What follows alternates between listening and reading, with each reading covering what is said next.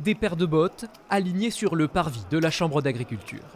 De quoi symboliser pour la Confédération paysanne les centaines d'agriculteurs disparus ces dernières années dans le département. Depuis 6 ans, dans un département qui malgré tout installe beaucoup de jeunes, on a quand même perdu un petit peu plus de 1000 paysans, quoi. Donc c'est une situation que nous on trouve très grave. Une raréfaction des exploitants liée à un contexte jugé critique, et ce malgré les différentes annonces faites ces derniers mois pour apaiser le monde agricole.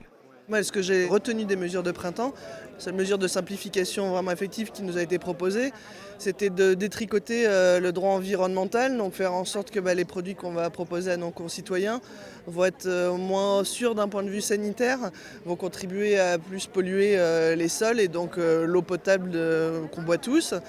Donc je trouve que ça va aller dans le très mauvais sens. Un cri d'alarme alors que se profilent au niveau européen de nouveaux accords commerciaux entre l'Europe et le Mercosur, sujet abordé aujourd'hui même à l'Assemblée nationale.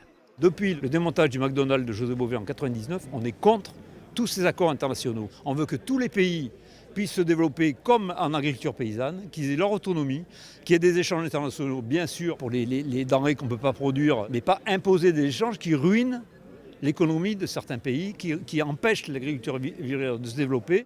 Un point de vue martelé alors que dans les murs de la Chambre d'agriculture se tenait la dernière session de la mandature. La Confédération paysanne espère bien se faire entendre avant les prochaines élections en janvier.